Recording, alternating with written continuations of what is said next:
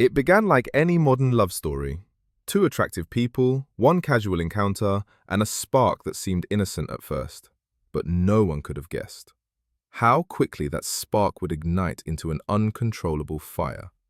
This is the story of Jodi Arias, a woman whose obsession with love turned fatal.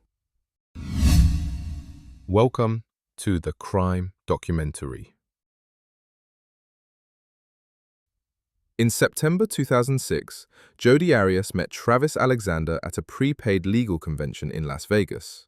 He was a rising star, handsome, charming, and deeply religious. She was beautiful, mysterious, and eager to please. They locked eyes. They flirted. And within 24 hours, they were in bed together. Travis was a devout Mormon, a motivational speaker with dreams of becoming successful both in business and in faith. Jodi wasn't Mormon, but after meeting Travis, she converted. She wanted to be the woman he desired. And Travis? He wanted something casual. But for Jodi, casual would never be enough. They began a passionate, long-distance relationship. Jodi lived in California, Travis in Mesa, Arizona. They would talk on the phone for hours, exchange hundreds of texts, and meet up for secret rendezvous. Behind closed doors, things were steamy. But in public, Travis began pulling away. He told friends that Jodi was a little too much, that she was clingy, always around, uninvited, and soon, she really was always around. After their official breakup in 2007, Jodi moved to Mesa, just a few miles from Travis's home. She claimed it was for a fresh start, but Travis confided in friends. He thought Jodi was stalking him. He'd find her outside his house, once even inside, and when he started dating other women, strange things began happening. Tires slashed, emails hacked, family members getting mysterious calls in the night. In May 2008, Travis was preparing for a big trip to Cancun with a new woman. Jodi wasn't invited. He'd made it clear. He was done. But Jodi wasn't. She rented a car, dyed her hair brown, turned off her phone, and on June 4, 2008, Travis Alexander was found dead. He had been shot in the face, stabbed 27 times, his throat slit from ear to ear. It was one of the most gruesome scenes detectives had ever seen. And yet, in the days that followed, Jodi Arias played the role of a heartbroken ex. Jodi claimed she was never in Arizona, that she'd been on a road trip to Utah. But evidence painted a different picture. A camera found in Travis's washing machine held deleted photos, photos of the couple, moments before the murder, and one horrifying image of Travis bleeding on the bathroom floor. Jodi Arias was arrested in July 2008, and what followed was a courtroom circus that captivated the entire country. A tale of lust, lies, and lethal obsession. This was just the beginning. She wanted love, she found rejection, and she answered with murder. Before the headlines, before the courtroom circus, before the horror, there was Travis Victor Alexander, a charismatic young man whose life was full of ambition, faith, and a belief in self-improvement. But behind the smile was a man struggling to balance his desires with his spiritual convictions. Born in Riverside, California in 1977, Travis faced a tumultuous childhood. His parents were addicted to drugs, and he and his siblings were often left to fend for themselves in filthy, unstable conditions. He once described rummaging through garbage just to find food. At age 10, Travis moved in with his grandparents, who were devout Mormons. It was there that his life changed forever. Travis embraced the teachings of the Church of Jesus Christ of Latter-day Saints, transforming himself from a troubled child into a driven, faithful young man. He became a motivational speaker, salesman, and an example to others of what faith and perseverance could achieve. Travis joined Prepaid Legal Services, or PPL, and rose rapidly through the company, becoming both admired and envied. He had dreams. He was writing a book titled Raising You, a guide on turning adversity into success. To his friends, he was fun-loving, outgoing, and compassionate. But in matters of love, Travis struggled. He longed for a wife who shared his values, but temptation often won out. And in September 2006, During a work conference in Las Vegas, temptation came wrapped in a captivating smile. Jodi Arias.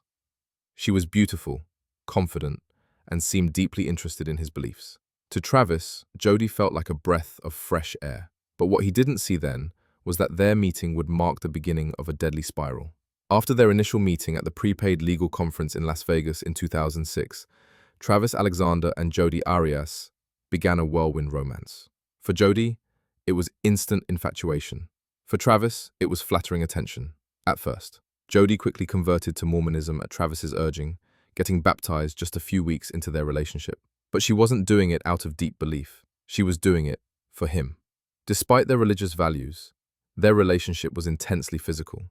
They wrote each other explicit messages and had sexual encounters, something that deeply conflicted Travis's spiritual goals. Behind the passion was volatility, jealousy, control, possessiveness. Jodi became obsessed.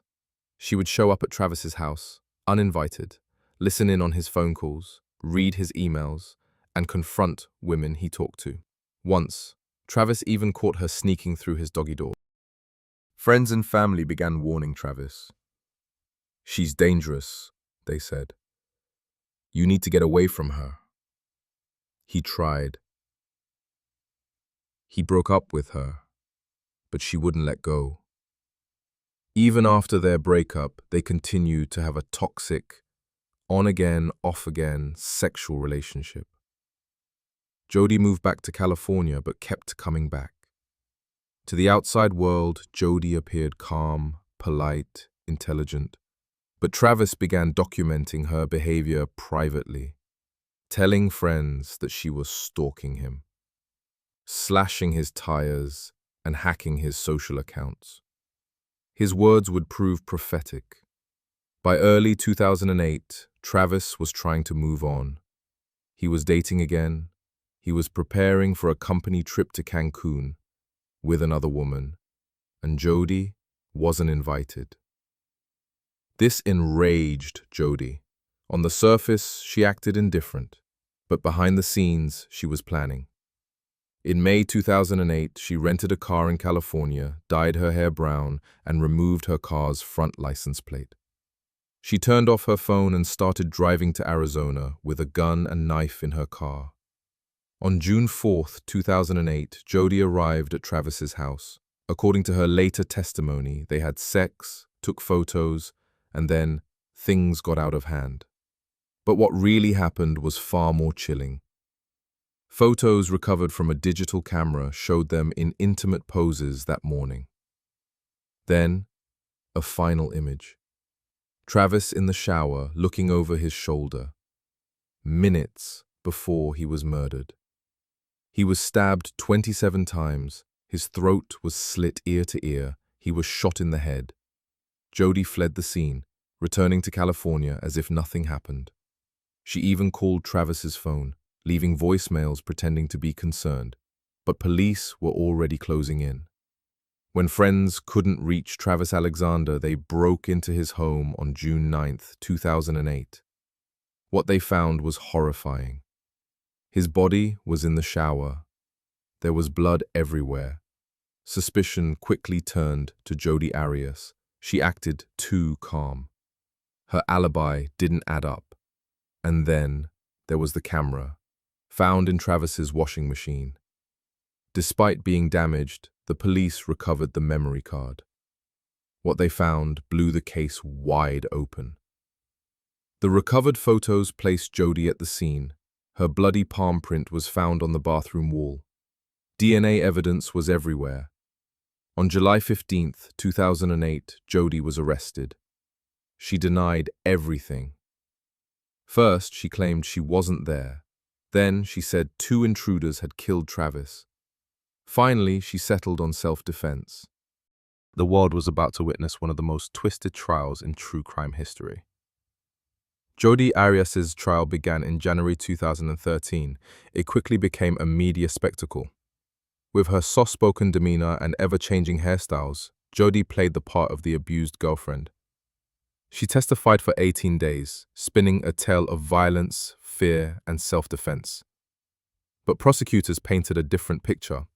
A jealous, manipulative ex-girlfriend who couldn't accept rejection. The evidence was overwhelming. The photos, the bloody fingerprints, the timeline, and her ever-shifting stories. The jury saw through her lies. On May 8, 2013, Jodi Arias was found guilty of first-degree murder. The next phase was sentencing. Jodi could face the death penalty. The jury deliberated, but they were deadlocked. A mistrial on sentencing was declared. A second jury was also unable to reach a unanimous decision. In 2015, she was sentenced to life in prison without the possibility of parole. To this day, Jodi maintains that she acted in self-defense. She gives interviews, writes blogs, continues to spark debate online. But the Alexander family lives with a loss that can never be justified. The Jodi Arias case wasn't just about a murder. It was about obsession, manipulation, the performance of innocence. Jodi became a symbol for some of a seductive femme fatale, for others of a dangerous abuser hiding behind charm. Travis Alexander's memory lives on through those who knew him, his friends, his family. His message of rising above adversity, and his tragic end serves as a grim reminder. Sometimes, the most dangerous people are the ones who smile the widest. Like and subscribe for more real crime stories, turn on notifications, because the next case might be even darker.